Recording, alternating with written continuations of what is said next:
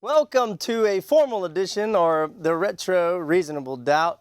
I'm your host, Jay Julio Vela, along with my amazing co-host, Justin Harris. How you doing today? I'm great. I get that accolade, co-host, temporary co-host. Well, temporary co-host, producer, director. We wear many hats on this building. We all have to. Yeah. We also break the set down, and pretty soon they're gonna have us sweeping the hallways. It's true. I'm super excited today because for everyone who's watching and all the community that's involved, we have an individual here who has led the transformation of pretrial here in Harris County and has been used as a model that many other counties throughout the country can look at. It's a very prestigious honor to have Mr. Kelvin Banks, the head of pretrial services, here on our show tonight. Hello. Thank you so much. Hello. Good evening. Yeah, thanks for coming back. And actually, for all of our very avid viewers, they noticed last week we replayed. We weren't on last week, and we replayed your first episode with us. Is that right? Okay. Yeah, which I found out was like 2 years ago. It was in July of 2017. So yeah. It does not. Wow. Yeah. But now he coming back. He coming back to talk about some of his accomplishments, trials, tribulations, growth. Yeah. So let's start. Well, because last time you were here, you had kind of just gotten into the job, right? Yes. Yep. And pretrial services was getting used to the new PR bonds that were being granted more en masse. Yeah. And I remember one thing that you said, because JV's segue into where JV was segueing, is you were asking for more money to be able to hire more personnel. Yes. Any updates on that? Well, since we've arrived since October of 2016, our budget has doubled. Okay. And so we were about $6.2 million in 2015, 2016. We're well over about $13 million now. Okay. We're up 60 new positions. And so... Did you say 60? 60 new positions. So we're when we arrived here, like our first 90 days assessment that we were kind of understaffed, underfunded in a lot of ways, and even underperforming from a staffing standpoint. Not because we didn't have good people that were trying, but we didn't have performance metrics in place. And so what we're trying to do now in terms of becoming a premier pretrial service agency is making sure that we're staffed up to deal with the volume here in Harris County. There's about it's declining over years, but it's about 84,000 AB misdemeanors and felonies arrests in a year as it's going down. That's about 7,000 in a month, about 233 in a 24-hour period, about 78 in an 8-hour shift. And so we had to staff up to make sure. Wait. Can you do those numbers one more time? You got those memorized, right? So, wow. So about 84,000 in a year, about 7,000 in a month, about 233 within a 24-hour period, and about 78 or so, if you will, if they come in. Every 8 hours. Every 8 hours. Wow. And so we had to make sure that we have enough staff to deal with that on the front end from an assessment and or bond recommendation standpoint. But then we also in the process now of staffing up on the back end because we have this increase in volume that you mentioned, that we have a 479% increase of people released on personal bonds in Harris County. So since January of 2015. So we have. You have a chart. Yeah. Can I hold that up while you're Absolutely. talking? There's 479% increase in 5.5 years? Yep, since about 4 years. Huh? It's like almost like a 100% increase every year. Yep. And wow. Your office has been able to keep up with that all. So this is our place where we say it hurts so good. So there's no way you can staff up. You can anticipate reform. You can say we want to get these things in place, but you need to quantify that request. Every time we went before Commissioner Court, we just didn't go in without metrics or numbers to say, hey, we just need numbers, but we need staff, but we went in with metrics. And then, and so once those numbers were able to vet out, we circled back. And so in some ways we were behind the curve as we were trying to staff up, because my whole thing is we want to staff up and be able to sustain. We want to staff up. I don't want to have to lay people off in 2 to 3 years because we can't sustain them, and we addressed a short-term problem with a long-term solution. So we're always constantly trying to balance that out as well and make sure we're good stewards of taxpayer dollars. Do you have a cabinet or a group that's at the executive level and you sit at the head or is it just whatever Mr. Banks says, Mr. Banks goes? Is it who are your key stakeholders and players in your design for your vision of pretrial services? So within the department, it is my executive leadership team. So my deputy director is Dennis Potts. He's been with the department almost 30 years. And where's he from? He's originally from Louisiana. Nice. And so he's been in Texas more recent, but he's originally from Louisiana. He came with you last time you were. He was here with me last time. He was absolutely. Yeah. He's kind of like my bodyguard in a lot of ways. 6'4" bodyguard. He's yeah. Trying to keep me from some of the bruises I've gotten over the years. I understand. And so he's your kind of.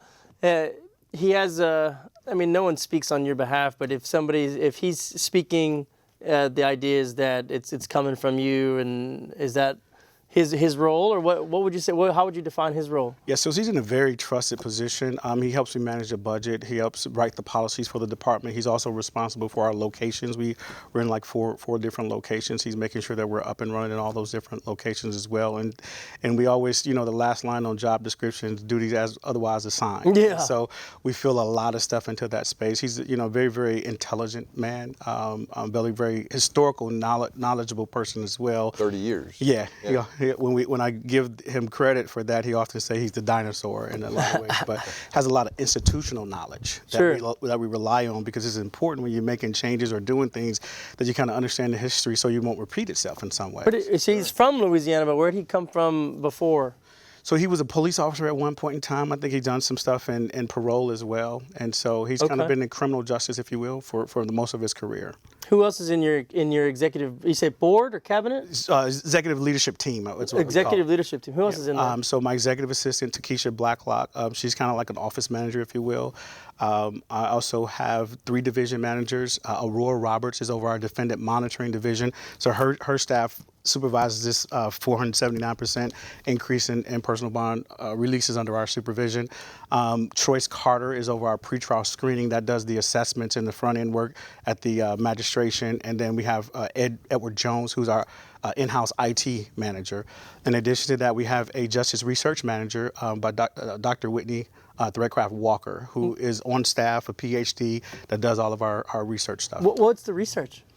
So we believe that in terms of anytime you're trying to reform a system, research should inform policy, and policy should inform practice. Then you take the data from the practice, do the research analysis on it, inform the policy, so on and so forth. And so we were fortunate, I think, late last year to have her come over from budget, where she's doing a lot of on-site stuff for us. We're working on a major initiative that she helped draft out as well with a Tier 1 research institution, where we're looking to improve court appearance. Arnold Ventures put out an RFP late last year requesting proposals for how can we improve court appearance. And so we submitted a letter of interest with a lot of local stakeholder support in January of this year. In February, we were welcome to submit a full proposal. In March, we did that. In May, we were notified that we were very, very interested, but go back and do these revisions. We submitted those revisions in July of this year, which is last month. And then so we're looking for some feedback, probably mid to September. But what that is, we're very, very excited about that initiative. We'll be using technology, if you will, to better oversee this population. So you can only staff up so much and so fast. And so you try to take advantage of technology to make sure we're holding these people accountable as they're being released under our supervision. Also making it convenient for them, because they can check in remotely, either on a smart app is going to be one of the technology platforms, a web-based check-in, and also a kiosk-based check-in. And so everything that we normally ask them in our office can be asked remotely on these 3 different technology platforms. And then those technologies will actually be embedded into a random controlled trial research design, so we can see the efficacy. Okay. What we're looking to do is to reduce the time on task for our staff, increase the accountability for the defendants, while at the same time increasing the convenience for them. Because there are this is not there's looking to improve public transportation here, but there are some transportation barriers for our population, and so these things will assist them as well. And so we're hoping that we'll see at the very least that it doesn't do harm to them, but we're hoping that it will actually increase their court appearance. And when we have the data to support it, we'll not only be able to inform our local practices, because there's a lot of limited research in terms of pretrial supervision. The only things that we know right now is that court text reminders are effective, and over-supervising people does them harm. And so with this initiative, if you will, we'll not only be informed what we're doing, but we'll be able to inform pretrial as a whole across the country. So we're excited about that. So That's very exciting. Can I break some of that down? Absolutely. All right. So you said, so let's go a little bit reverse order. You said that things that you do know about from research, or that I guess the system knows from research, is that over supervision is not good, and that you said text reminders for court. That's like a text message to your cell phone. Yes. That's what you're talking about? Yes. Okay. So, and then the new system is going to be kind of like a reminder system, or it's more than just that? It's going to be more than just a reminder system. So they'll be able to answer questions. It'll be able to communicate with our officers through our new case management system, in which these will be attached to as well. So there'll be an increased convenient way of communication beyond a text message, but text messages will still be in place as well. So if I have a client who needs to get an interlock removal order because, well, I guess y'all don't supervise. Well, They can. yeah, they can. So someone needs to swap their device they're on bond for DWI, and they have a blow device in their car. They have to blow into every time, and they get a new car, or the judge tells them to get rid of that and get a different kind of device. They have to get a piece of paper to take to the place to get it out of their car. And instead of having to come down to the courthouse, they can communicate that through the app or through the internet or through a kiosk with their supervision officer, and the supervision officer, in theory, will be able to send them back the paperwork they need? Or just at least be able to communicate in that remote space. Okay. And so we're just trying to, take advantage of the trend of technology. We use our phones for everything, right? Okay. We go leave our wallets and purses and even jackets places, but if we leave our phone, we go back for them. Right. And so You said there was another thing that you was working on. So I think that's amazing. I think app check-ins would be great. I think keeping up with technology would be amazing. I want to ask about that. So the app check-ins, is that, we're going to talk about some things like waiving appearances and pretrial services and with that kind of stuff. What are they going to check in for? What does someone need to check in with pretrial services? Can you help explain that a little bit? So if they're ordered under our supervision, we're responsible for their court appearance, their court compliance, and their public safety. Right. And so a lot of that check-in right now happens in the office, and it's based on their supervision level as well. So we have now what we call a differential levels of supervision. So based on their level of risk, if you will, or conditions, the measurement and frequency of their contacts with our office. But right now, all of those check-ins are in person, and some of them are by way of phone. Okay. What this technology would do is give an opportunity for those in person, unless they have to come down for a urine analysis or something that cannot be done remotely. You don't want to pee on their phone. Definitely not. Definitely not. We wouldn't fill it or see it anyway. But we would. What we're trying to do is increase that oversight. If you look at the time that people spend on their phones, this is getting into that vein. Sure. And so they're able to, it can update their phone numbers as well, real time in that space, update their contact, their addresses as well, and then they'll be able to answer questions as well. There's going to be a limited amount of stuff they can do on the apps in terms of that free flow, but it gives us another opportunity to make it convenient, if you will, and we're hoping that this will increase their pretrial success. That is our hope. So let's talk, there's 3 different forms of it, but one will be the app. So what, you could go to like the Google Play Store or iTunes Store and search for Harris County Pretrial Services, and the theory is eventually there'll be an app there. Yep. And everyone will have to go down when they're on supervision. If you're going to use the app rather than the internet or the kiosk, you got to go download that app and install it. Yep. And then it'll connect you through like your SPIN number. It'll have a unique login. Okay. They will have a unique login. Either we're thinking now, we're still trying to work out the details of it, but obviously. The kiosk, we were thinking either having either a biometric where they do a fingerprint at the kiosk remotely, but on the web base, which can be done in any computer, even on the phone or this actual app, they'll have a unique login that we issued at the time of them being placed under our supervision. You know, I'll go for it. Well, you also said that one concern is not over supervision, right? So this is not done in an effort to start to micromanage people more and it's actually supposed to be more convenient. Absolutely. And the goal is more convenience means more appearances. And the population in which we supervise, oftentimes, they work. If they have a job, they work job. They don't have bank time. They can't get away from those. They have other obligations, and so we want to have that oversight, and they can be on their phone in their locations and stay in touch with us. Okay. And so it's meant to be not an overburden for them, but actually meant to be more convenient for them and give us that additional oversight without doing them harm. So we're hoping that our intent of this is that this will increase our outcome measures of court appearance. It will be more convenient for the defendants. We'll have that additional oversight because, because sometimes, they may have a question outside of hours, and Sure. so they can do that on their smartphone, and then once we get back in the office, we can reply to that. So absolutely, and so we'll be able to communicate to that as well. And so we're just trying to make this thing as ultimately, when the person is released, they're responsible for their compliance, right? Ultimately, but what can we do as a county, as a department, to put them in the best position to be successful? And that's what we're looking to do.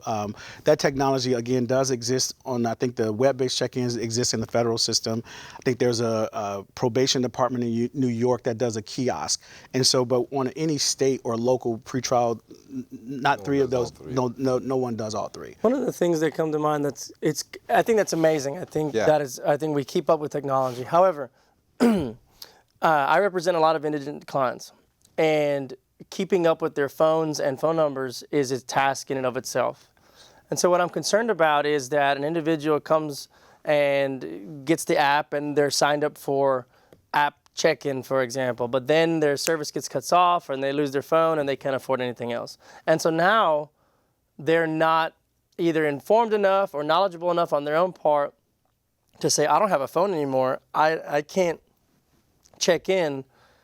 I'm afraid that then they say, well, I guess they'll come get me when they get me, versus maybe saying, I should probably go to the pretrial services over downtown and check in and be like, hey, I don't have my phone anymore. Have you thought about the scenario that most of my indigent defendants, I'm having 2 or 3 phone numbers for them throughout the course of the year of their trial? 2 or 3. At least 2 or 3 in a month. 2 or 3. Right. And so that might be a problem. And good thing that you have such and this is where I guess your executive team comes in for this individual who's writing, I guess, to get some money for the grant. That is something to consider, and I'm sure she has. And have you all talked about those kind of things? So we won't fully go away from in-office check-in. So, if people don't have the technology, obviously they'll be able to do that. But what we've wrote into the grant is to be able to provide burner phones for people. I was about to say, where's my bank's phone? Where's my bank's phone at? So we've written that into the grant, and so we're looking again to be able to, so that we can help assist those those transient pop, or the pop that has the indigency or not able to afford that they'll still be able to be in compliance as well. Well, and it's probably cheaper. And at the end of the day, you can get a burner phone for nothing these days versus someone getting arrested, processed, coming in, man hours, taxpayer money. It's probably cheaper to just give them a burner phone so they can check in, maybe. For all the reasons that you listed, but also it's cheaper for us to do that in the time that our pretrial failure to appear investigator would spend on that case. We actually save money by issuing a burner phone. So that's why I was kind of asking the practicality. You go download the app, or you go to a computer, you go to a website, or you go to the kiosk. The kiosks will be located around the courthouse area or around the county? So we're looking to put them into existing county locations. All around the county? Yeah. So awesome. so we got to kind of like this heating map and know where our population is by way of zip code. And so we may put them in the libraries or any other county buildings. We're trying to stay away from some of the law enforcement locations, if you will, but just try to make a space where people would go in, so it won't be any barriers for them, if you will. So we're thinking about that, and we're going to finalize that, and once we get funded. But if their number changes, because my clients' numbers change 2 or 3 times in a month, like I said, but they could go in with their login and they can update, like you said a few minutes ago. They can say my number's changed. Absolutely. But that's going to come down to account. Like they have to be responsible enough to do that, right? One of the things that concerns me is that are you going to be able to track these phones? I'd imagine so. Are there any privacy concerns regarding that? And in the event that an individual, are they going to be ordered to, hey, look, I don't have a phone. Well, here's your burner phone. Now you do have a phone, and now you got to take it. Yeah, because they say I don't want the phone. Right. The kiosk, or I'll come in person. Right. Yeah. So we're looking at this as a treatment or as an opportunity, and not necessarily as something that's going to be court ordered per se, or have a connection to a court order, but something that we're doing within the department to be able to assist them out. And so, we're not looking for this to be punitive from that standpoint. We're trying to make this thing as convenient as possible, because when we looked at our failure to appear reasons, there were ones that we can identify were ones that included transportation barriers, whether they had transportation that broke down or just didn't have any at all. So one of the reasons why we instituted within the last year a pilot program to give bus passes out. How did that go? It's going really well. We've had some Interesting. very good feedback. So all they do is they come in, they're asking, they say, hey, we need bus passes. We give them 2. We've had some stories where they express their sincere gratitude because it assisted them with getting to court, so on and so forth. So for us, even us funding that or using that as a pilot, we save money as well. Sure. By giving those, and we're watching that as well. But by giving those bus passes, again, it reduces the time on task for our failure to appear investigator having to investigate one person, which Right. can be upward of 8 to 20 hours. Right. And so we're not looking to, overall, this is looking to be more convenient. The accountability piece is just that they have access 24 hours. That's what it is, but it's not meant to be heavy-handed, if you will, from that standpoint. Well, it's accountability just in the sense of, hey, and this is a frustration I have, hey, you got a new phone number, call and tell me. Yeah. Or log in and tell us, And I don't think that's asking too much, especially, hey, you don't have to spend any money. You're accused of something, you maybe didn't do it, but you're out of jail and it didn't cost you any money. And all you got to do is just make sure we have a way to contact you. And you think about phone numbers, since we went from actually dialing a number and they're stored in phones, many people don't even know their own phone numbers or other people's phone because they just go to a name and they punch Right. it in. So one of the things that we even did in our pretrial office under the umbrella of procedural justice is that we put charge stations in there. So when sometimes when the defendant is getting out of jail, their phone is dead, or if they've caught the bus downtown, their phone is dead, and so we may need those numbers, those reference numbers from their phone, or so on and so forth. So we put charge stations in our office so that when they go in, they can charge any type of phone and sit, while they're in our office to be able to help with that as well. So we're trying to be sensitive to those things and do everything we can from a county-wide standpoint within reason. Obviously within reason and being good stewards of taxpayer dollars, to try to put the defendants in the best position to be successful. What's her other job, her other duty? You said there were 2. One of them is these new proposals, but I thought you mentioned two things that she's really working on. So the big proposal is that, but she's doing a lot of just keeping us updated on research. Oh, right. On what's coming out every anytime that anything's coming out that'd be relative to us as well. She recently was able to, we were able to get fortunate to get a Harvard fellow assigned to our department. So we have a year fellowship with them as well. So that person is going to be assigned to her as well to assess us in some processes and see where we become more efficient. Eventually, what that person is going to oversee as well is an internship program.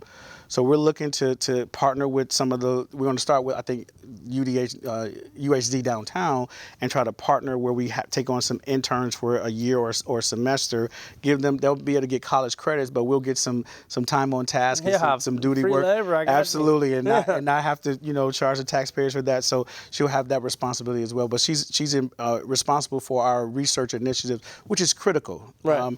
I'm currently working on my doctorate in social work at the University of Southern California.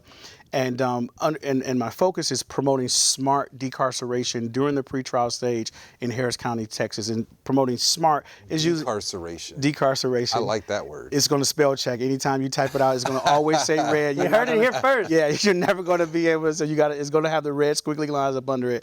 But it is to address mass incarceration, if you will. Sure. And so we are smart portion is using data, research, and best practices. And so for us to have, in-house person to be able to do that for us is huge for us. Sure. And for the county to fund it, we're certainly grateful.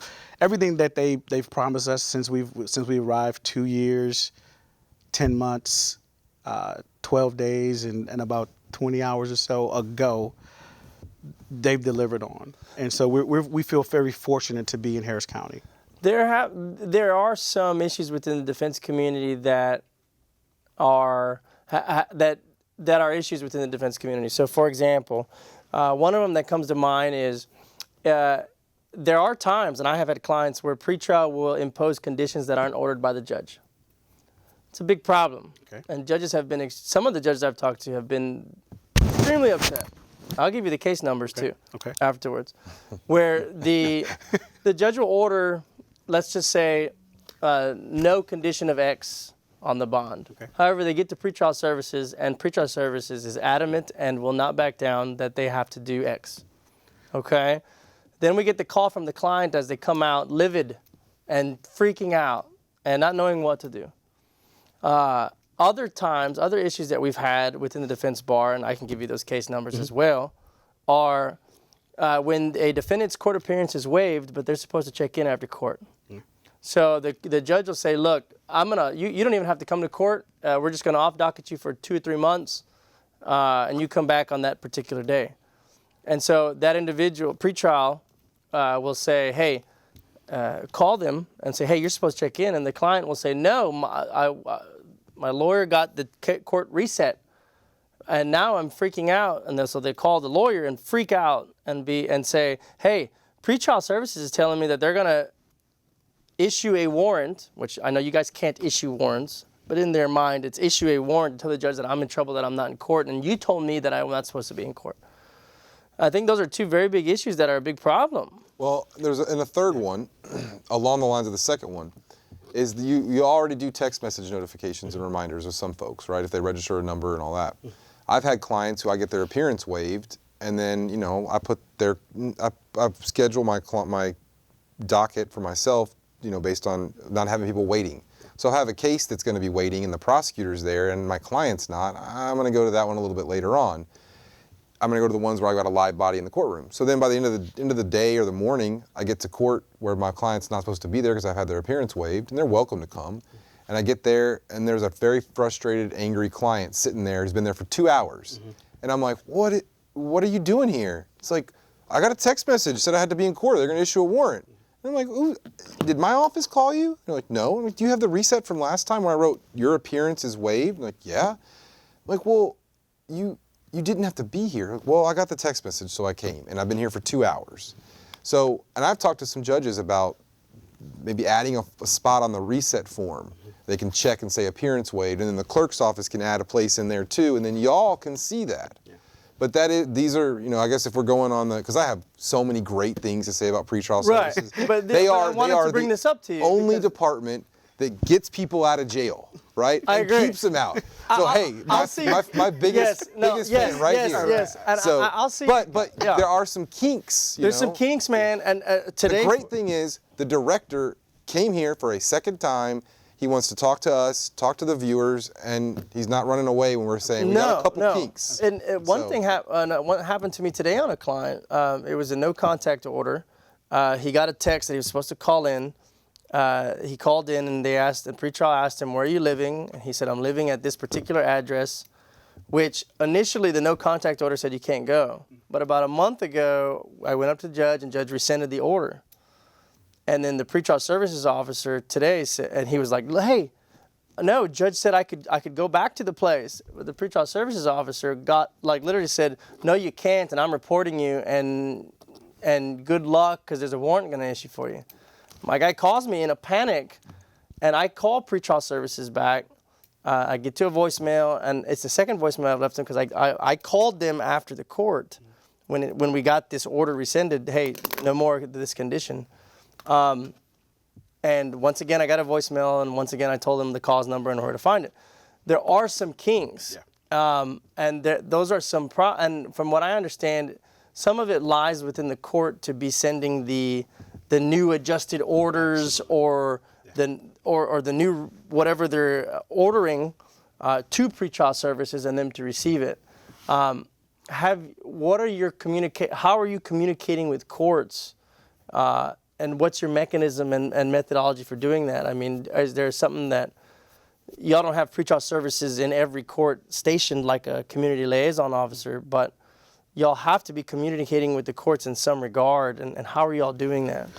So let me just say this: all four of the things that you guys are I say that we're we're looking to improve. We've improved a lot in the last several years. Are we where we want to be? Absolutely not. Are we where we were? We are not. No, And so yeah, I we're hear- absolutely Oh, yeah. improving. So I think the concerns that you've itemized are very, very legitimate. The first, if I can go back Yeah. to, so sometimes there's conditions as versus requirements. So the conditions are ordered by a judge, but there are requirements as it relates to when they come to our office, certain things they have to produce, so on and so forth. And I'm not sure an example that you have without looking specific at the case. If This it one was an interlock. was- Judge said no interlock, and then he went to pretrial and said you better get this interlock. okay, and was it on a previous order on the It was- at the it was- magistrate? Yes, it was on a previous. Yes. So yes, that's yes. so that goes Yeah. to the no contact as well. So if it was on a previous order and the court, because the court can either call us or oftentimes they'll tell the defendant to come over to us, or they're supposed to email through we have a PTS pretrial no-show email address that they're supposed to say, hey, this order got updated.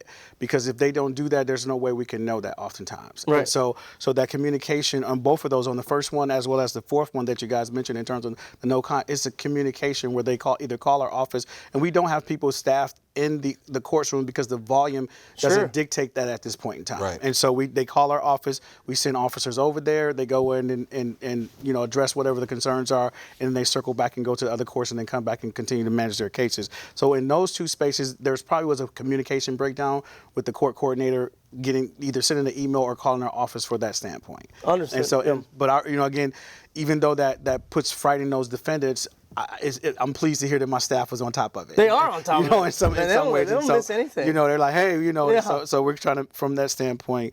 And then, from the text message, the text messages are pulled from it was GEMS, but I think it's JWAP now. It's JWAP. So it is based on just the court date.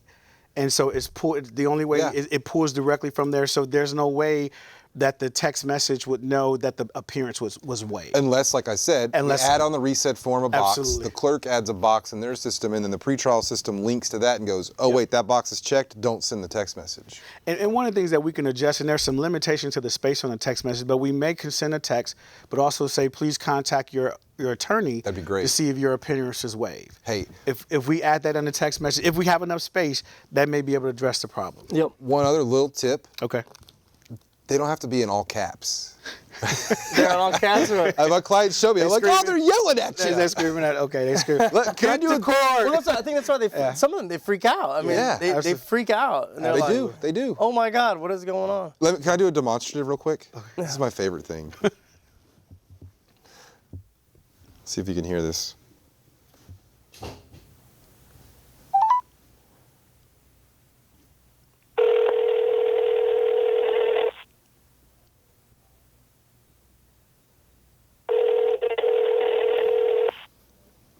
I'm calling your office. All right. I feel bad for whoever's on the job right now. Which number? 3530.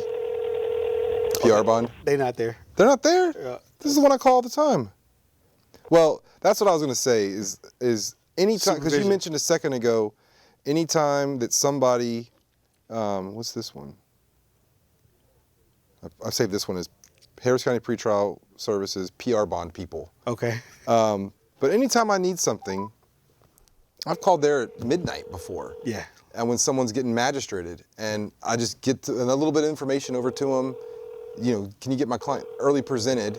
And they do it. Yeah. And then things are they work so smoothly. And that's one thing I wanted to ask. I'll stop this, but one thing I wanted to ask is, okay, so Dennis has been there before the new shift in attitudes and the lawsuit, the creation of pretrial services as it is right now. Some of those other folks maybe were there before as well. Some are new, right? Mm-hmm. I don't know, JV, disagree with me. I have had some negative experiences with pretrial services, but those are rare. Mm-hmm. The people who I work with on a daily basis over there, Trentis, Yolanda, I think did y'all lose Miss Gramble? Yes. I'm She went to sorry law about school. that. Oh, Oh, wow. She got a was- full I ride. She a was talking full about it. ride to Howard Law She School. was talking no about it. way. Why didn't you tell me She that? started with us as an intern. So that She was an intern through Precinct 1, the lead program. We hired her as a pretrial officer, and then in a couple years, she went to law. They're all great. Yes. Your personnel Yeah. is How do you? But amazing. So it's so consistent, and you're hiring people that care about, like, you know what, we don't need to go this way and make this harder on people. We need to. But you're hiring people who just like that's their philosophy. Yeah. You're not having to like tell them, oh, we don't do that here. You're bringing people in who just don't even want to do that kind of thing. What is that? There's like a box on the application, or like, are you an asshole or are you not an asshole? Like, what do you look towards because your staff and the people that are supporting, that are building the support group for this pyramid of that you're building, the boots on the ground are amazing. Yeah. I've you know, a lot of times as attorneys we're like, oh, who's that CLO, or who's this particular person? We have to approach them and talk to them and ask them for something, and hope that we don't get our heads chewed off because the CLO works for probation, right? Right. Yeah, I mean, different departments. And when we're dealing with pretrial services, it is, I can get someone on the phone at any time. Mm-hmm. I do think that you guys need more floaters. You guys need more people. I do think that. Yeah, you can tell the commissioners all watch. Yeah. But when they come, your troops are amazing. They are supportive. They are professional. They are smart. They're responsive. Mm-hmm. They care. They care. Yeah. It's amazing. So let me say this. I inherited a great group of people. You know, when I got here, I inherited just this great seasoned group of people. And as we're hiring and interviewing as well and staffing up, we're interviewing, we're looking for good people. Not just people that are looking for a job in terms of a paycheck, Sure. but not even the folks that are looking for a career path and like this is a step on their ladder, but kind of those folks that know this is kind of like it's bigger than that. Like we have the opportunity to unearth mass incarceration, right? This thing is, if this infrastructure is meant to outlive us and address some things that have been going on for years. And so when we interview, and from our leadership team all the way down, we're very purposeful. Even with the leadership team, when I came on, I interviewed all those executive leadership that were in place at the time. And so I did have a conversation with Dennis and say, hey, you know, you've been under a couple of leaders. What, you know, we have a different vision. Where are you at? And so we had some very open, honest, candid. I tell people I'm not easy to work for because I keep pushing and pushing and pushing, but I'm fair. I'm very, very fair, and I care about our people. And so we're going to celebrate our tenured staff in September. So we got about 43 people of our 154 that are 10 years and 20 years and above. And so we're going to have a celebration for them because we appreciate they have went through a lot. They went through where their entire jobs have changed. Yeah. Not the why, but the what, the when, the where changed on them. Then you had Hurricane Harvey. You got all this reform. And so the pressure has been on them, and the people that you've mentioned in the court staff, those people are wonderful. And so in every aspect of our operations, I feel very, very, very fortunate to be able to lead such a dynamic group of people that do care about people. At the end of the day, they care about people. So of any organization or in any organization, the most valuable resource is the human resource. This is where we spend 90% of our funds at as well. And so this is how the service get delivered. So we want the people to know that we believe in them. So one of the things I've created in recent months was a Directors Advisory Council. What that does is for all line level staff and first line supervisors, they have a intentional monthly purposeful meeting with me to voice their concerns. Interesting. And so we got about 20 people that volunteered for that, and we just had a meeting the other day, and they're giving me some little things that they want. Hey, Mr. Banks, can we get air fresheners in this, or can we do this? And that's kind of even where that idea for the charge station came out of a suggestion from our staff. So our staff, those boots on the ground officers are brilliant, and they're the expert at what they do. And so some of them find ways to be more efficient. What we try to pull from them now is, hey, if that's so efficient for you, let's standardize that from a training standpoint and make that be the standard across the board. And so we got some very good people. We're hiring good people. We're very, very fortunate to have the resources that we have. And I feel very, very honored to have 153 people under my watch and being responsible for in that standpoint. Let's talk about But some you of still the. didn't tell us how you do it. It goes like this. Yeah. So there's like a no asshole box. Yeah. So that's what it is. So right? we have this. We do a lot of research on interview questions. We sit down. So I'm involved in every interview that includes executive level or supervisor level.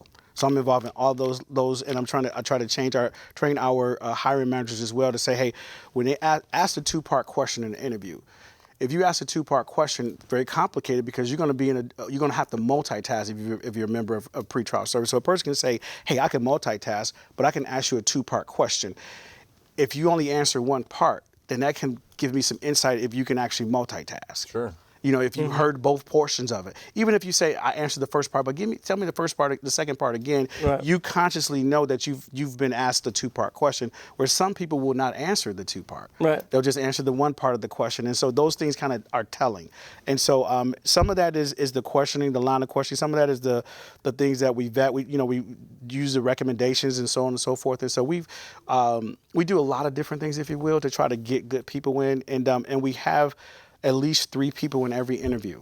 And so each person has an opportunity to score that person metrically wise 1 to 5. 5 being great, 1 being not so great. And then when we get those, say for instance 3 people sitting in on the interview, they score 1 to 5, then we total those out and we look at the top 3. That get the highest score, and then we have a conversation. And sometimes it is the top candidate in terms of score that gets the offer, but sometimes the second candidate in terms of the score is a better fit for our needs at that time. Okay. And so we have these departmental needs, and we're looking for dynamic people to add to a group that's already dynamic as well. And so we've been very, very fortunate that, you don't get that thing right 100% of the time. So sometimes you do hire some people that didn't check that box and they end up being a problem for you from an organizational standpoint, and we have to move on and move forward. But for the most part, we try to hire good people, and we try to retain good people and sustain good people as well. So since we've arrived, we've been able to give, raises every year, which they hadn't had raises in a very long time. Now you can't win the money game, right? Because after you give a raise, I think research says it's about 2 pay periods, and people adjust to that in terms of their norm. So money is not a long-term motivator, but we've been able to say, hey, we appreciate you. This is our little token of things as well. The other thing that we did for them as well is that we gave them shirts. I don't know if you guys see them on Fridays. Yeah. So they got the pretrial shirts. So the first year we gave everybody the black shirt. This year we gave them the blue shirt. Yeah, the blue. Yeah, the blue ones is in next year. And so from a departmental standpoint, we just said, thank you. We appreciate you. And so when you appreciate people, people will run through we believe that people will run through a brick wall for you. And so we just try to communicate that all the way down and hold our leaders. We hold our leaders to a very high standard. And like I said, it's not easy in this space, but we believe that everyone should be treated with dignity and respect, not only just the defendants, but definitely the defendants, but every department that we interface with, with each other. We need to take care of each other. We win together and we lose together. Let's talk about some of the services that pretrial services provides. Let's start with urinalysis, right? Mm-hmm. Okay, so the judge always go right to PP. Judge orders urinalysis as something that pretrial services needs to look at. Okay, so where do they go? I know they go. Is it 102 now? Yes. So they go to 102 San Jacinto and they go to a window and they say, I'm here. Yep. So let's say an individual has to have urinalysis done. Where does he go? So they come to 102 San Jacinto, which is our displaced location. This is the space that we've been in since Hurricane Harvey. So it's our temporary home or continued temporary home for our supervision side. Mm-hmm. We've been working with the county and various county departments where we're going to be, that supervision is going to be relocated to Peden Building, which is right next to JPC. Okay. So that's going to be that's our long-term plan for our long-term home for our supervision division. But they will come to 102 San Jacinto and they'll come in, they'll check in at the desk with our docket clerk, and then they'll have a seat and we'll let them know. Now we have a female urinalysis tech. Where before we only had a male, and the female officers will have to jump in. So now we've hired a temporary because we've seen the demand, so we can try to get people in and out. So they'll come to that. They'll have to do a thumb from an identification standpoint, but we have 2 restrooms in that building that are quarantined, if you will, for UAs. Is there an officer that goes in and watches the UA being conducted? There is for each identified gender, there is a male or female officer that goes into and watch the sample. Is the sample given, is it an immediate result? So you get the immediate stuff, but all has to go through lab confirmations. That's the other thing. So is the immediate result done in-house, and then is it sent out to are there confirmatory tests? Because years back, Lisa Andrews had a big deal about the tests were coming out presumptively positive for cocaine. I think was the issue, one of the issues, or a particular type of substance, and then there was no confirmatory result after that. So I guess, how do you test it initially and that it comes out positive or negative, and then if it does come out positive, you send it for a confirmatory test? Is that true? Part of what Lisa found is, I think this is what the probation office was doing, this CSCD, Community Supervision and Corrections Department. They were having 100 people would come in and do UAs that day, and they would just okay, pee in the cup, put the cup there, pee in the cup, put the cup there, pee in the cup, put the cup there.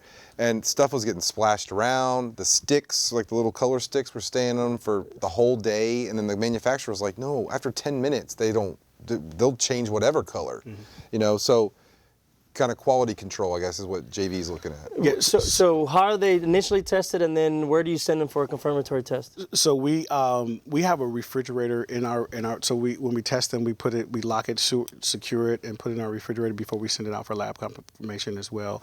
Our vendor is Task, and so we send. That's what I was going to ask. Who's your vendor? So we send it off to Task, and they get and we kind of consider that is not until it's confirmed. That's when a notification comes up in terms of notifying a court that something is positive. In the population that we service, though, of the percentage that we test, only about 35% test positive. And is that after a confirmatory test? Yes. Those are after confirmatory numbers? Yes. And that's lower than the national rate of drug use. Yes, absolutely. And so what we try to do. So you're saying that people actually do what the judges tell them. And that substance abuse in terms of those urinalyses are not as pronounced as the perception of them are. Yeah, so my own perception, I'm like, wait, that's. So what we've been trying to do in our differential levels, and even you talked about conditions as well. If you recall back in the day, or before we put the differential levels in place in July of 2017, everybody that was under pretrial supervision got the same conditions, and they had to come in and do a urine analysis.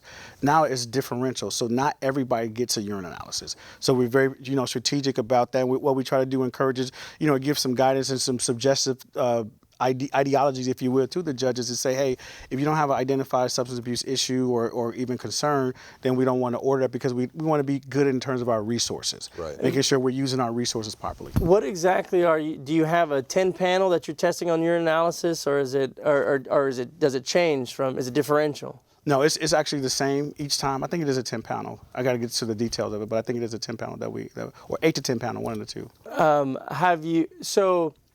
What happens and are these samples stored? So you send them to Task, T-A-S-K? Yes. And what happens if a defense attorney wants to retest some of these samples? Are they kept in Task, or are they destroyed? I don't know. That's a great question.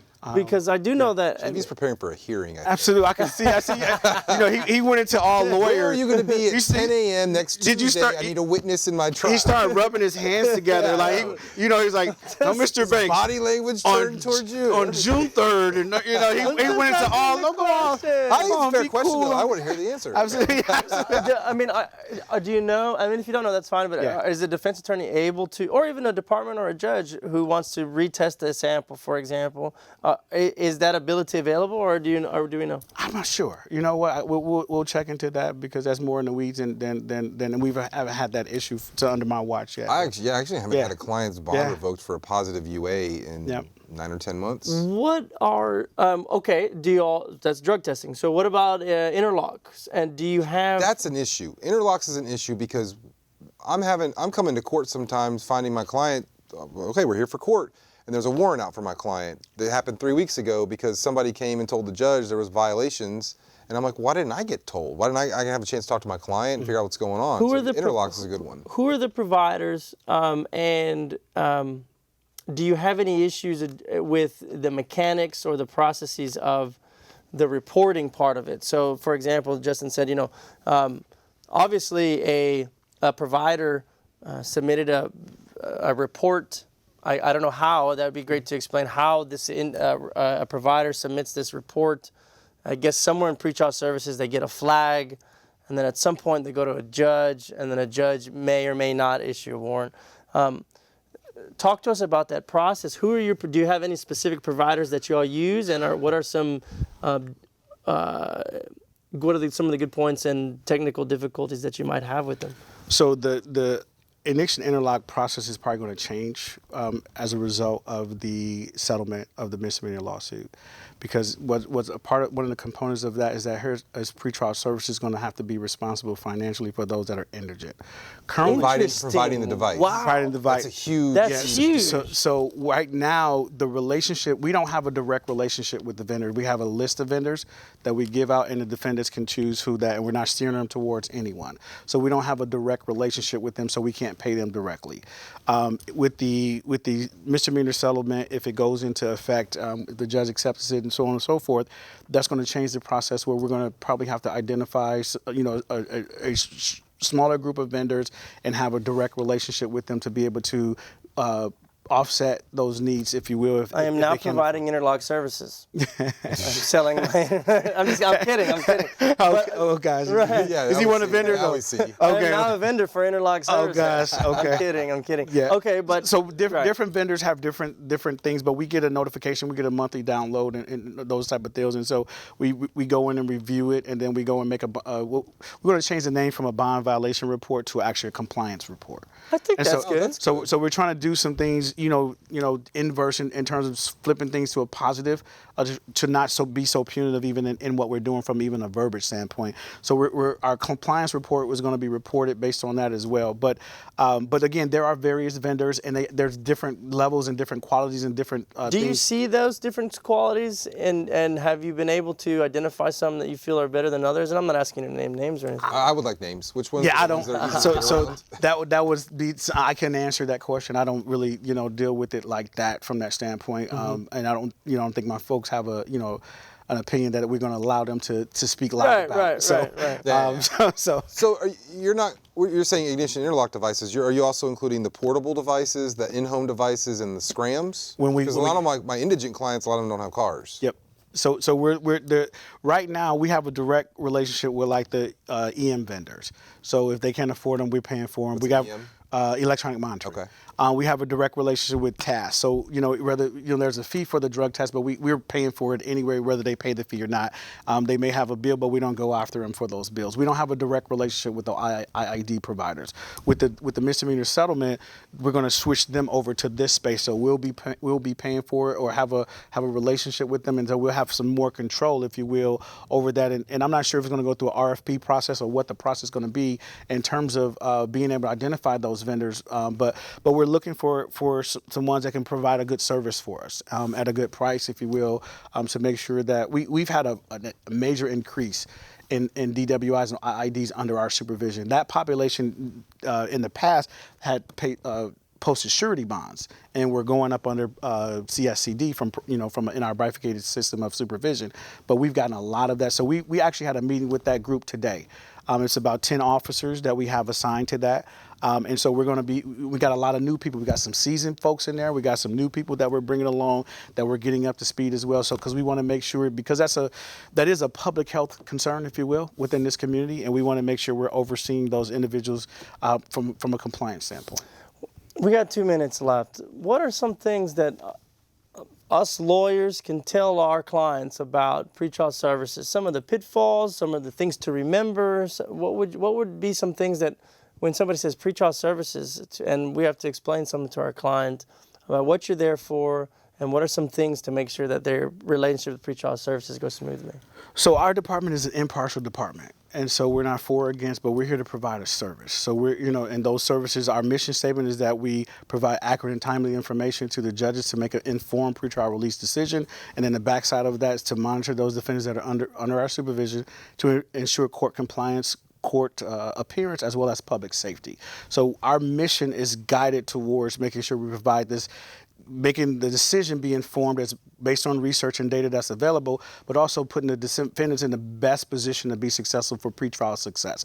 So our goal and our outcome measures that two major outcome measures is appearance rates, or what we normally call failure to appearance rate, or new criminal activity, or what we call a safety rate. We're trying to use the inverse of those things as well because of the negative connotation. And so I want the appearance rate to be in 100. That's our goal. We want the new criminal activity rate to be 0, or the safety rate to be 0. So we're striving for those things, and so those things have an impact. Those are numbers, those are measurables, but those are people behind those as well. Right. And so we're trying to make sure from an organizational standpoint that we are not invariably doing things that are causing people to fail.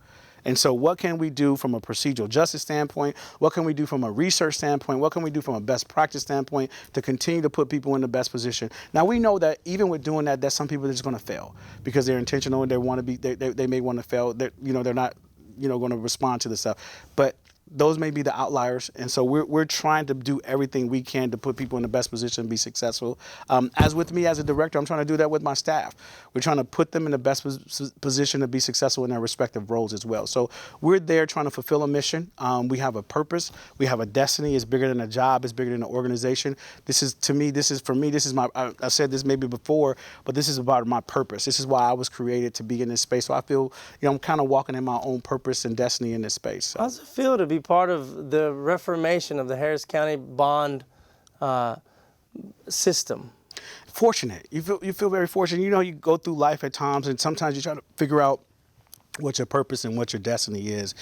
I, without a shadow of a doubt, know that I'm walking in that space. And so even as I work on my doctorate, I'm trying to become better even in that space for myself, to invest in myself. I'm also challenging, my staff. And so we do a lot of leadership training. We just did one this past weekend where we were training them on emotional intelligence, just not only be able to deal with your staff, but understand your emotions related to them as well as theirs. So we believe that growth and development will help everyone. And so we're trying to just become better each day. We really want to be a premier pretrial service agency.